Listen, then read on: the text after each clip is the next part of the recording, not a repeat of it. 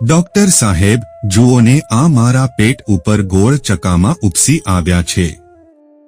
ખંજવાળ પણ બહુ આવે છે.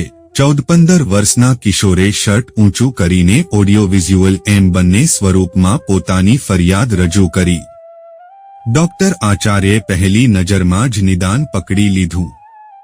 2-4 પૂરક પ્રશ્નો પૂછીને ખાતરી કરી લીધી. પછી અસરગ્રસ્ત ભાગ ઉપર હાથ ફેરવીને નિદાનના ચણતરકામ ઉપર સિમેન્ટનું પાકું પ્લાસ્ટર ફેરવી દીધું. છોકરા, તને તો ખસ થઈ છે. રોજ નાતો નથી. અને કપડાં આટલા ગંદા કેમ પહેર્યા છે? સમજી ગયો. ચોખવટ કરવાની જરૂર નથી. ચામડી ઉપર ચોપડવાની દવા લખી આપું છું. 4 દિવસમાં બધું મટી જશે. આટલું કહીને ડોક્ટર આચાર્યે પ્રિસ્ક્રિપ્શન લખવા માટે પેન ઉઠાવી. ત્યાં જ કિશોરે પૂછ્યું, સાહેબ, દવા કેટલા રૂપિયાની આવશે? ડોક્ટર આચાર્ય અટકી ગયા. કેમ પૈસા નથી? કિશોરની આંખ છલકાઈ ઉઠી. જો પૈસા હોત તો સારા સ્વચ્છ કપડાં ન પહેરત અને રોજ સાબુથી નહાત નહીં. સાહેબ, મારી પાસે દવાનાએ પૈસા નથી અને તમારી ફીના પણ નથી. એવું છે એમને? ડોક્ટર આચાર્ય સહેજ મલક્યા. પણ હું એમને એમ સાવ મફતમાં તો તારી સારવાર નહીં કરું. મારી પાસે આ સેમ્પલની દવા છે, તને આપી દઉં છું. મારી ફી પણ નહીં લઉં, પણ તોય તારે મને કંઈક તો ફી પેટે આપવું જ પડશે. ડોક્ટર આચાર્ય એટલે જામનગરના પ્રખ્યાત સ્કિન સ્પેશિયલિસ્ટ એશિયન હુઝ હુમાં સ્થાન પામનાર એકમાત્ર ગુજરાતી તબીબ. સમગ્ર સૌરાષ્ટ્રમાં રક્તપિત્ત સામે જંગ છેડીને પ્રદેશવટો અપાવનાર એકલવીર. એમના ઘરના કબાટમાં કપડાં કરતાં ચંદ્રકો વધારે જોવા મળે છે. હંમેશા શ્ચેત વસ્ત્રોમાં જોવા મળતો ફરિશ્તો. કિશોર મૂંઝાયો. બોલો ને સાહેબ, પૈસા સિવાયની બીજી જે ચીજ તમે માગશો તે હું જરૂર આપીશ. તું જ્યારે મારા ક્લિનિકમાં આવ્યો ત્યારે દર્દીઓની ભીડ હતી. તારે વેઇટિંગ રૂમમાં થોડી વાર માટે બેસવું પડ્યું હશે ને? હા સાહેબ. અડધા કલાકથી વધારે ત્યાં તે દિવાલ ઉપર લટકતા ફોટા જોયા? હા, જોયા. એ ફોટા કોના હતા? કિશોરે યાદ કરીને જવાબ આપ્યો. એમાંના બધા ચહેરાઓ તો ન ઓળખાયા, પણ કેટલાકમાં મહાત્મા ગાંધીજી હતા. એકમાં એમની સાથે એમના ધર્મપત્ની પણ છે. શું નામ છે એમનું? કસ્તુરબા. વાહ, તને તો ઘણું બધું આવડે છે. ભારતમાં જન્મ્યો છું સાહેબ. ભારતના રાષ્ટ્રપિતા વિશે આટલું તો જાણતો જ હોઉં ને? કિશોરની આંખોમાં ચમક આવી ગઈ. સાહેબે એની પીઠ થાબડી. એવું નથી ભાઈ. બાપુના નામે ચરી ખાતા અને 500-700 કરોડના કૌભાંડો આચરનારા દેશની સંસદમાં ઘૂસી ગયેલા 545 ભેડિયાઓમાંથી મોટા ભાગનાને મહાત્મા ગાંધીજી વિશે પ્રાથમિક જાણકારી પણ નથી. ગયા વર્ષે 15મી ઓગસ્ટે એક ન્યૂઝ ચેનલે આપણા પ્રમુખ રાજકીય પક્ષોના ચૂંટાયેલા સંસદ સભ્યો અને પ્રધાનોને પૂછ્યું કે આપણા રાષ્ટ્રપિતાનું પૂરું નામ જણાવો. જવાબમાં એક પણ નેતા પાસ થઈ શક્યો નહીં. ત્યારથી મેં નક્કી કર્યું છે કે ભારતની ભાવિ પેઢીને રાષ્ટ્રપિતા વિશે સાવ અંધારામાં ન રાખવા જોઈએ. તું મારી પરીક્ષામાં પાસ થયો. જા, તારી ફી માફ કરું છું. ગરીબ કિશોર રાજીનો રેડ થઈ ગયો. એને લાગ્યું કે ગાંધી બાપુ જેટલા આ દેશને ફળ્યા એના કરતા 1000 ગણા આજે પોતાને ફળ્યા. એ દવાની શીશી લઈને જવા માટે ઊભો થયો. ત્યાં જ ડોક્ટર આચાર્યે એને અટકાવ્યો. બાજુના શોકેસમાંથી એક ચોપડી કાઢી છોકરાના હાથમાં મૂકી દીધી. જો બેટા, આ બાપુની આત્મકથા છે, સત્યના પ્રયોગો. આ પણ તને મફતમાં આપું છું. તારે 4 દિવસ પછી પાછું મને ફોલોઅપ માટે બતાવવા આવવું પડશે. ત્યારે પણ જો તારે પૈસા ન ચૂકવવા હોય તો મારી એક વાત માનવી પડશે. આ ચોપડી આખે આખી વાંચી નાખવી પડશે.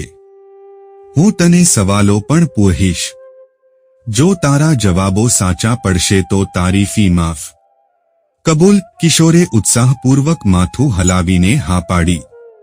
એ જ્યારે બહાર નીકળ્યો ત્યારે એના એક હાથમાં દવાની શીશી હતી અને બીજા હાથમાં જગતના સૌથી ગરીબ માણસની આત્મકથા હતી. એ માનવી એટલો બધો ગરીબ હતો જેના દેહ ઉપર આ ગરીબ છોકરા કરતા પણ અલ્પ વસ્ત્રો હતા, જેની ખાદીની પોટડીમાં એક પણ ખિસ્સું ન હતું, જે મૃત્યુ પામ્યો ત્યારે દેશની એકાદ બેંકના એકાદ ખાતામાં ફક્ત 29 રૂપિયાની બચત છોડી ગયો હતો. આ એ મહામાનવ હતો જે ભારતના તદ્દન નિર્ધન, કચડાયેલા અને શોષિત જનો માટે જીવતા રહેવાનું એક સદ્ધર આશ્વાસન બની ગયો હતો. કિશોરે 4 દિવસમાં ચોપડી પૂરી કરી નાખી. એ ફરીથી દવાખાને આવ્યો ત્યારે આત્મવિશ્વાસથી ઉભરાતો હતો. ડોક્ટર એને કંઈ પૂછે તે પહેલા જે એણે બોલવાનું શરૂ કરી દીધું, સાહેબ, હવે મને જે પૂછવું હોય તે પૂછો. બહારના રૂમમાં જેટલા ફોટા મૂક્યા છે બધાની વિશે મારી પાસે જાણકારી છે. પેલો કાઠિયાવાડી પોશાક અને ફેન્ટામાં જે દેખાય છે તે દક્ષિણ આફ્રિકાથી ભારતમાં પાછા ફરેલા ગાંધી બાપુ છે ને? અને પેલા દેશી અંગ્રેજ બાપુ જેવા દેખાય છે તે પણ વિલાયતમાં બેરિસ્ટર થવા ગયેલા મિસ્ટર M.K. ગાંધી જ છે. છોકરો બોલતો રહ્યો, બોલતો ગયો. હૃદયકુંજમાં રેંટીઓ કાંતતા ગાંધીજી, સરદાર નહેરુ સાથે મંત્રણામાં બિરાજેલા ગાંધીજી, આચાર્ય પરચુરે શાસ્ત્રીના રક્તપિત્તના ઘારા સાફ કરતા ગાંધીજી, દાંડીકૂચનું નેતૃત્વ કરતા પદયાત્રી મનુ ગાંધી અને આભાદીદીનો સહારો લઈને ચાલતા ગાંધીબાપુ અને પછી છાતીમાં 3 ગોળીઓના જખમો ઝીલીને મૃત્યુની શૈયામાં સૂતેલા મહાત્માજી. કિશોરને હવે આ રાષ્ટ્રના બાપ વિશેની સંપૂર્ણ જાણકારી હતી. કિશોરને એ વાતની ખુશી હતી કે ડોક્ટર સાહેબે ઇનામરૂપે એની ફી માફ કરી દીધી હતી અને ડોક્ટર આચાર્યને એ વાતનો સંતોષ હતો કે આ રાષ્ટ્રના સંતાનો એમના યુગપુરુષને આ રીતે પણ ઓળખાતા થઈ રહ્યા હતા. છેલ્લા 2 વર્ષથી ડોક્ટર આચાર્ય સાહેબ અભિયાન આદરીને બેઠા છે. એમને ત્યાં ગરીબ દર્દીઓએ રોકડમાં ફી ચૂકવવી ફરજિયાત નથી, પણ આ રીતે ફી ચૂકવી શકાય છે. સેંકડો ગરીબો આચાર્ય સાહેબ પાસેથી ભેટમાં મળેલું સત્યના પ્રયોગો વાંચી ચૂક્યા છે. બીજાઓને વંચાવી ચૂક્યા છે. એક સદગૃહસ્થને આ ઘટનાની જાણ થઈ. તેઓ ડોક્ટર આચાર્યને મળવા આવ્યા. ડોક્ટર સાહેબ, હું બીમાર નથી, છતાં આપનો સમય બગાડવા આવ્યો છું. પહેલા વાત કરો, પછી ખબર પડે કે તમે મારો સમય બગાડ્યો કે સુધાર્યો. તમારા એક ગરીબ દર્દી પાસેથી મને ગાંધી બાપુની આત્મકથા મળી. હું પહેલીવાર એને વાંચી ગયો. એણે તો મારી જીવનદ્રષ્ટિ બદલી નાખી. મેં બીજી 500 નકલો ખરીદીને કોલેજોમાં ભણતા વિદ્યાર્થીઓમાં વહેંચી દીધી. તમે તો સાવ હાનાહપના આ ચેપ લગાડી દીધો. ડોક્ટર આચાર્ય હસી પડ્યા. ચામડીના રોગોનો ડોક્ટર છું ને. એમાં ત્વચાના ચેપી રોગોને મટાડતા મારા દેશબાંધવોને દેશભક્તિનો ચેપ લગાડવાનું પવિત્ર કામ પણ કરતો રહું છું. ગોડસેએ તો એમને એક જ વાર માર્યા, પણ નેતાઓ ગાંધીજીને રોજ મારતા રહે છે. હું ગાંધીજીને તો ફરીથી જીવતા ન કરી શકું, પણ ગાંધી વિચારને તો જીવતો કરી શકું ને. મારું સપનું બહુ નાનું છે. આ દેશના હતાશ યુવાનોને મારે એટલો સંદેશ આપવો છે કે આપણા ઇતિહાસના પાનામાં કોઈ પણ વ્યક્તિને માત્ર ધનવાન હોવાને કારણે સ્થાન મળી શક્યું નથી.